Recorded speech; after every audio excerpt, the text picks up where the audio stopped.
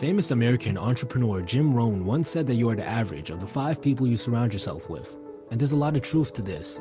Chances are, if the 5 people closest to you all like to go out partying and they don't take care of themselves, you probably don't either.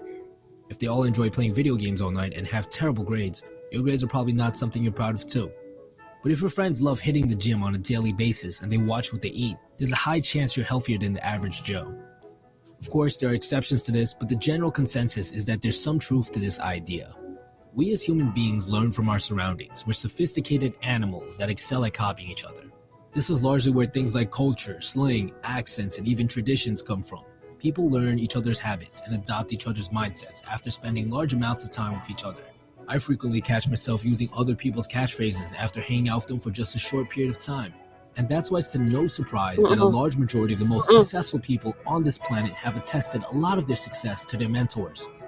Martin Luther King had Gandhi, Mark Zuckerberg had Steve Jobs, Drake had Lil Wayne, and Bill Gates had Warren Buffett. People who become successful almost always have at least one person in their sphere of influence who was already massively successful. It's from them that they adopted the mindsets and habits that they needed to eventually bring them to success. However, you might say, well, I don't know anyone who's successful, my friends are just average people. But this is where the benefit of reading comes into play. A book is literally the words, the ideas, the mindsets, the advice, and even the experience of another person wrapped into a convenient, portable, always available collection of papers. It's almost equivalent to having that person there speaking to you. 75% of self-made millionaires have even reported reading at least 2 books a month. The true benefit of reading is that you can pick and choose who you want to add to your inner group of influence that will eventually affect who you become as a person. When you read, you get a glimpse into the mind of the author. There are so many books out there that are written by people who are already massively successful in different fields. Their ideas, mindsets, and words are all waiting to be shared. If you wanted to go on a meditation retreat with Gandhi, talk politics with Martin Luther King, hit the studio with Lil Wayne, or even get business advice from Warren Buffett, all you have to do is submerge yourself by reading their words and you'll get a glimpse into their world and their way of thinking. You will have essentially added a new friend to your group of friends, a friend who's most likely older and wiser on top of being significantly more successful. And when you do that, you start adopting some of their mindsets and their habits, because that's what we do as humans. We copy each other. And this is what eventually brings you closer to success. So challenge yourself to read. My personal New Year's resolution this year is to read at least 1 book a week, so expect some videos about big concepts that I may come across.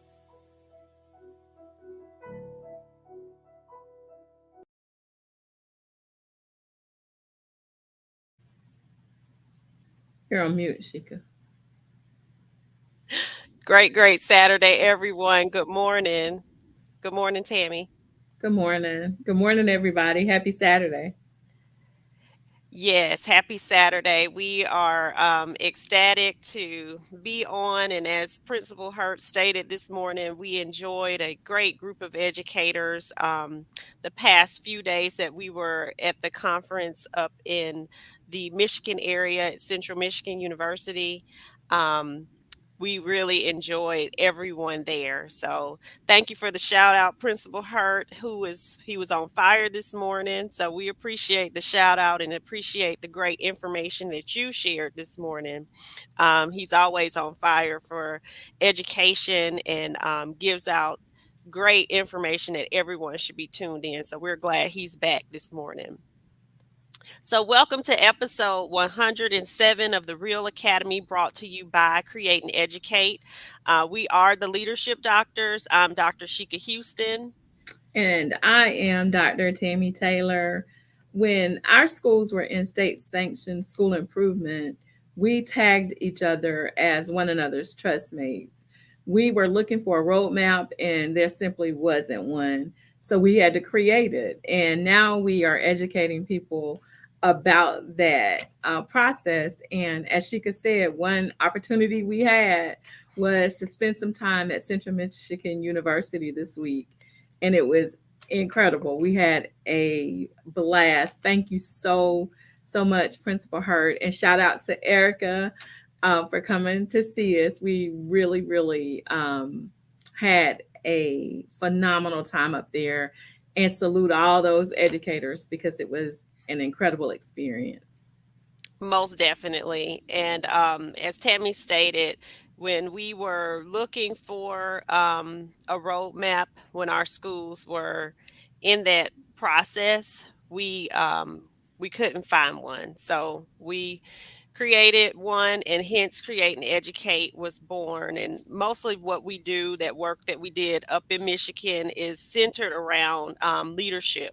We work with leaders in our leadership coaching program, and we do have some openings, a few openings left for this school year, but they are filling up. So if you are a leader that's interested in that, please contact us and let us know. You can do that through our website. You can inbox us. And if you fill out that contact form on our website, we'll be back in touch with you. But we also are helping leaders lead their schools to be culturally relevant, to basically have high performance in reading as well as in math with our resilience framework that we're using, and also through school turnaround. So that resilience framework is something that you see at the top of the screen and both on this side of both of our shoulders.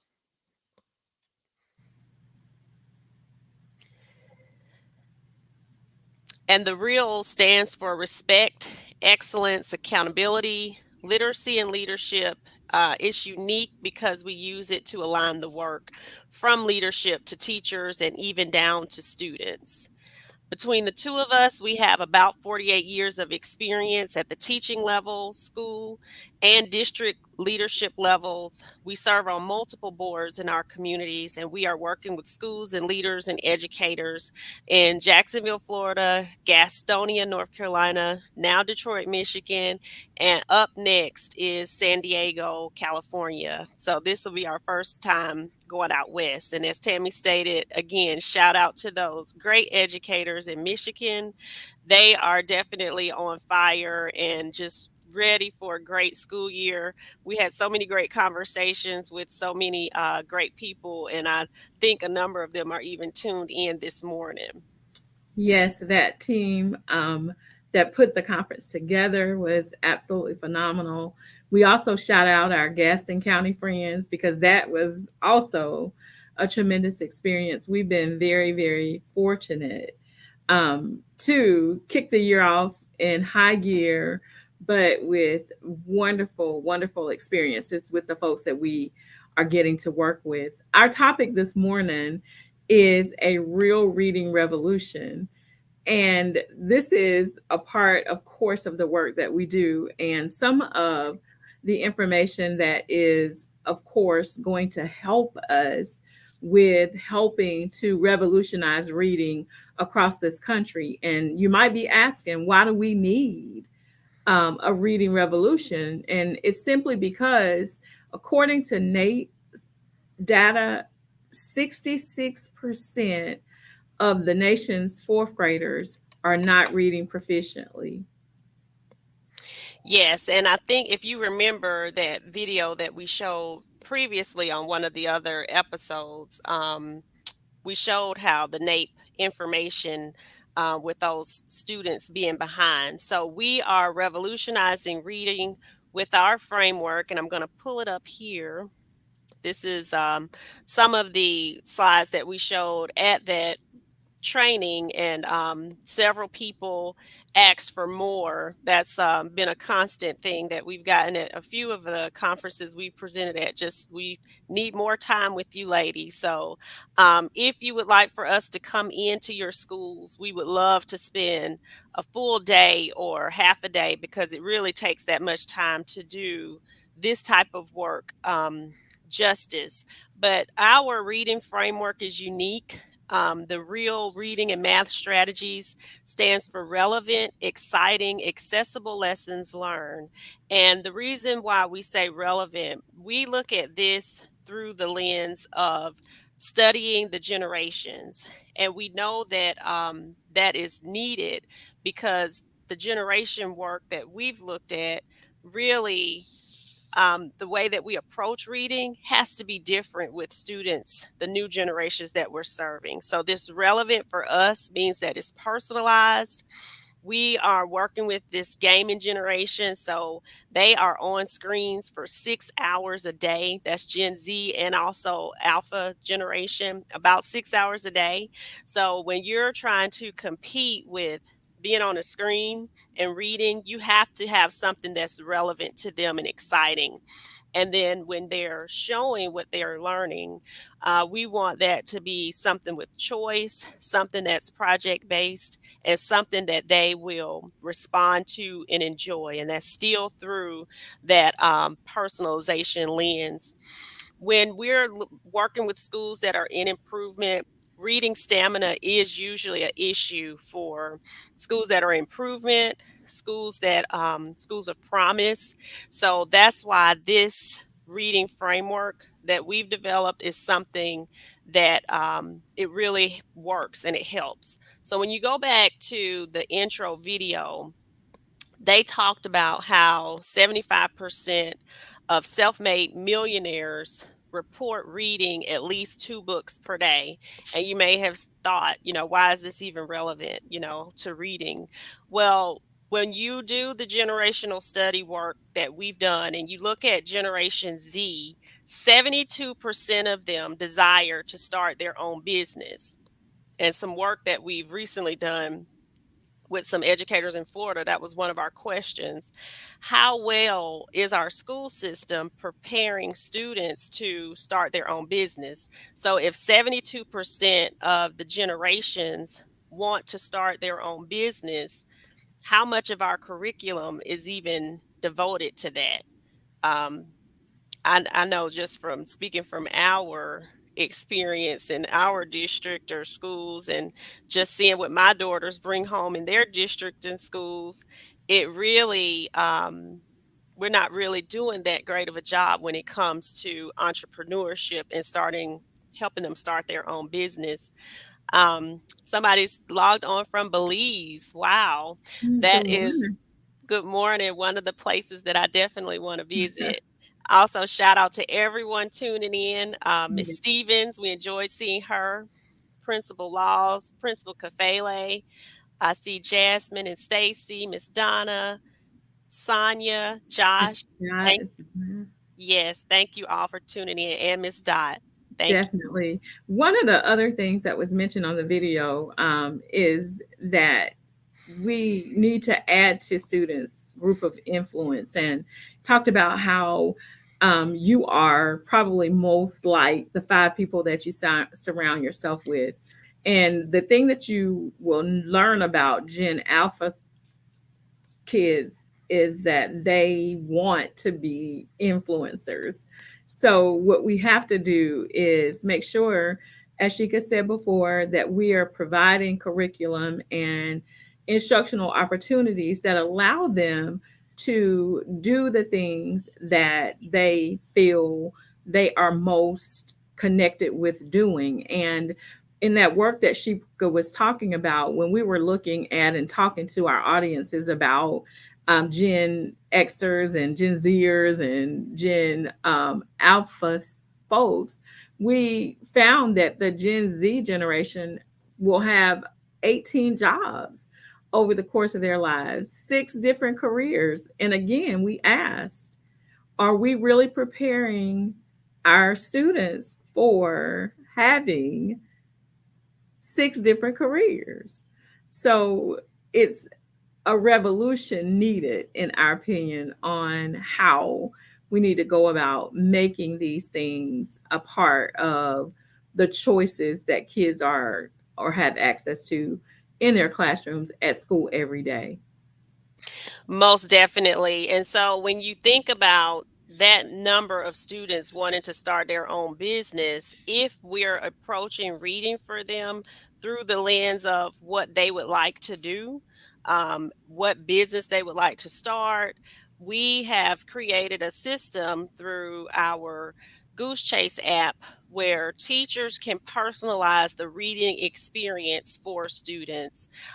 They can upload that experience for them with things specific to exactly what they want to be. So if I want to be a gamer, if I want to um, explore starting my own business driving trucks, or if I want to be an artist, all of those books can be personalized for those students. And adding that gaming component of it, that app allows us to do that because they earn points for each thing or each experience that they complete.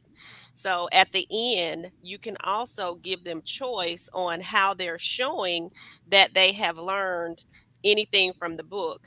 And a number of our Gen Alpha students would like to be influencers. So having them do things like a podcast or record a video to show how they've learned what they've read is just going to be something that draws them in for sure. Definitely. The video also mentioned changing mindsets and habits, adding wiser older people to help with that, introduces students to mentorship, and it also opens them up to accepting the teacher as a trustmate on their journey to college and career readiness, because that's another thing that is a part of the work that we're doing. We want to emphasize the fact that students have choices about what it is they want to do, and what is our responsibility as educators is to cultivate that within them so that we are steering them on the path that leads them to ultimately what it is they want to do. And the best way to do that, as Sheikah said, is by individualizing and personalizing their learning experiences so that they're relevant. That's a part of why we selected the frame that we've framed the work within, because the work has to be relevant. When it's relevant, they really do take ownership of it. And that excitement that comes with having gamified the way that we are presenting reading to them um, allows them to have those lessons that they learn accessible to them in whatever aspect of reading we are presenting to them. So, very non traditional in the way that you have to approach things, but you really have to spend some time thinking about exactly what it is we want them to know. And we're not saying, oh, we're going to just go off grid and we're not going to teach them the fundamentals of reading, because that is not what we're saying at all. We are going to emphasize those pillars of reading that have to be there, because the pillars are, again, the foundation for creating readers. So, the five pillars that we are building the work around are the same pillars that are going to help with when children are learning to read, whether you're using the science of reading or if you're using balanced literacy. We don't even get into the discussion of who's right, who's wrong, because you need this in order to be able to teach reason, to teach reading despite your philosophical beliefs. But the pillars are phonological awareness, of course, which includes lots of different layers, with phonics and phonemic awareness being major aspects of that. You also have reading, and you have fluency, you have comprehension, and of course, vocabulary. Because one of the reasons that we see students continue to struggle sometimes in reading is they don't have the vocabulary in place that allows them to comprehend at high levels as they're processing through text. Most definitely. And as Dr. Taylor stated, this real framework is held up by those five pillars. So when you're personalizing, helping children learn how to read through their interest, that just makes them more likely to want to love to read. They're interested in what they're reading. And now you can take these five pillars and use books that they're actually interested in to help them build that reading stamina that they need in order to be successful. So we don't take that away, as Tammy stated. This is just a graphic that compares Gen X and Gen Z. And like Tammy stated, one thing that we found very interesting about Gen Z is that over their lifetimes, they're going to have 18 different jobs. So a lot of times in the school system, we box children in with our IGP system where they're picking a track or a field or a career. And if they're going to have 18 different jobs, we really need to be more about exposure for them, because if 18 different things that they may do, they may be completely different things. So we've got to make sure that they are able to adjust to different industries. So a lot of what we do probably needs to be a little bit more broad than what we do right now. Yes.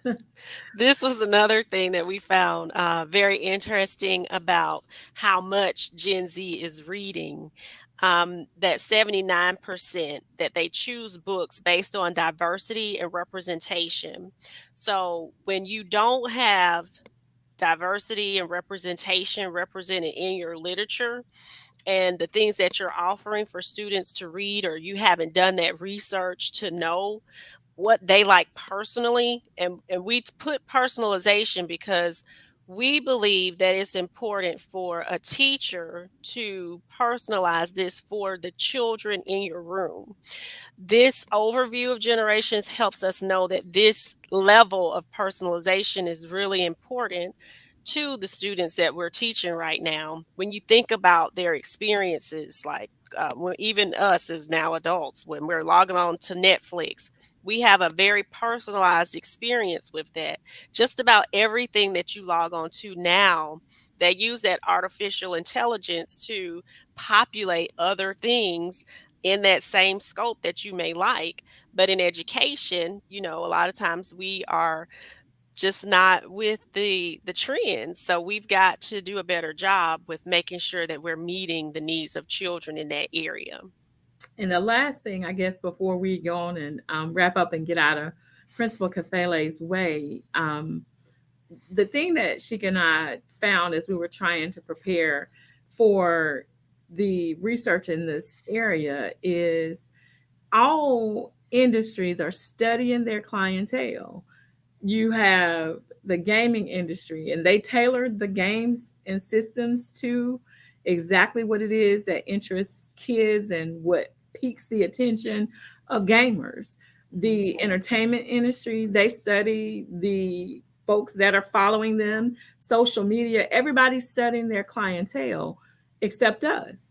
And we are presenting information to students in the same way that it was presented to us many years ago. So what we decided is, we're going to have to spend some time really studying these generations and trying to figure out what it is we can do to engage them more in their learning, to make them more um, owners of their own learning. Because again, what we're doing for them is ultimately to help them.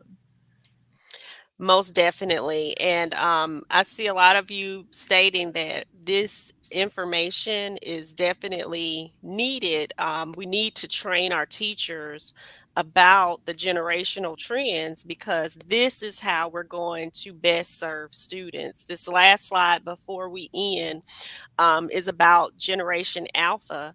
And as you can see here, this generation are a generation of young activists. So even when I think of my own daughter, I have both generations in my household, Generation Z and Alpha. My youngest daughter, they always ask questions. And so sometimes with me from my generation, we weren't really taught to question things so much. So even with relating to her and understanding her, I see all of these things that we have already studied, because she wants to know, well, why are we doing this? And well, why do we need to do it that way? And so, as an adult that's from my generation, you're thinking, why am I explaining myself to a child?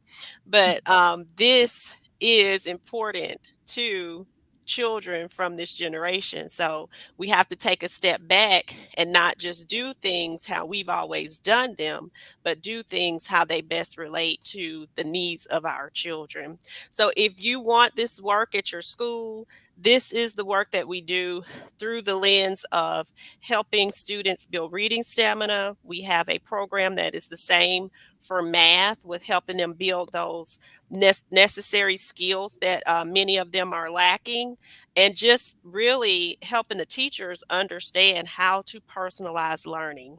So if you visit our website, that's how you can contact us, www.createandeducate.solutions.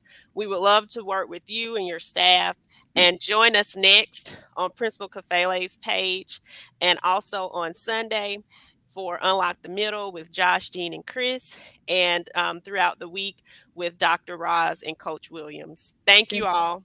And thank you guys for joining us. Everybody have a good rest of your Saturday. Hey there, Miss Reed. We saw you. Good to see you. Definitely. And hey, Mom. Hey, Miss Beverly.